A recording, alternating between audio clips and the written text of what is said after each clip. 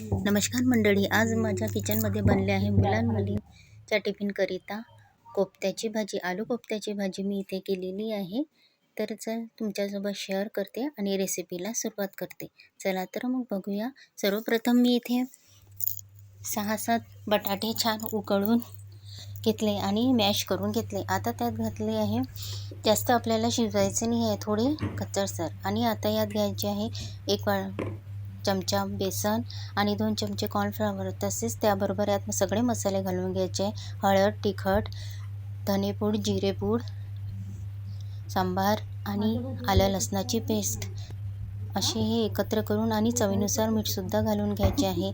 आणि आता मी इथे छान हा गोळा असा भिजवून घेते. यात आपल्याला अजिबात पाणी घालायचे नाही आहे. अशा प्रकारे छान इथे मी असा गोळा भिजवून घेतला. आता बघा, इथे मी छान हाताला तेल लावून आवश्यकतेनुसार लहान मोठे असे गोळे घालून घेतले. बघा या प्रकारे. आता याला छान आपण तेलामध्ये फ्राय करून घेऊ.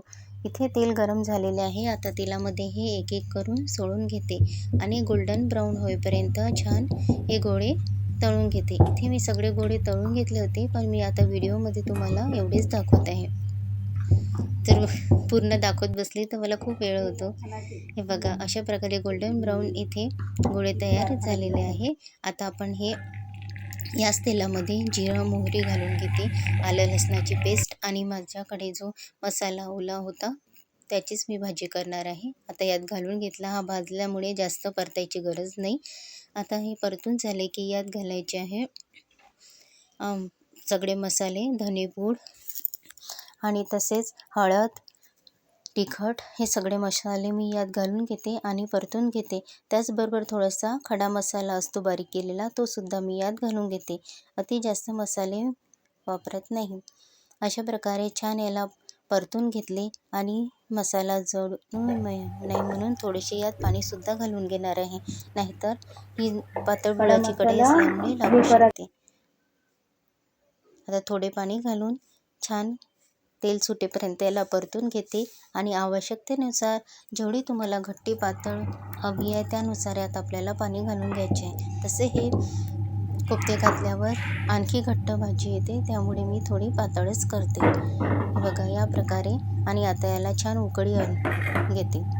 गोळे मी नंतरच घालते, नाहीतर टिफिनमध्ये जर दिले तर ते फुटून जातात. अशा प्रकारे इथे ग्रेव्ही माझी तयार आहे, तुम्हाला दाखवते. अशा प्रकारे थंड ग्रेव्हीमध्ये इथे टिफिनमध्ये द्यायचे असले की टाकून घेते. अशा प्रकारे कोफ्त्याची भाजी इथे तयार आहे. आता मुलींचा टिफिनसुद्धा मी इथे भरून घेते. बघू शकता तुम्ही कशी कोफ्त्याची छान भाजी झालेली आहे. चवीला तर खूपच छान लागते, एकदा नक्की करून बघा.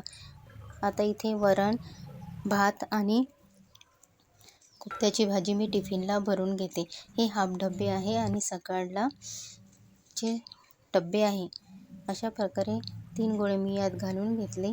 ग्रेव्ही थोडी थंडी करून आणि पोळ्यासुद्धा घालून घेतल्या. तुम्हाला जर माझा व्हिडिओ आवडत असेल तर लाईक, शेअर आणि सबस्क्राईब करायला विसरू नका. अशा प्रकारे आता हे टिफिन भरून तयार आहे. मी आता पिशवीमध्ये भरून घेणार आहे आणि मुलींना मिस कॉल दिले की ते आपापले टिफिन घेऊन जातात. चला दाखवते मी तुम्हाला कुठे ठेवते.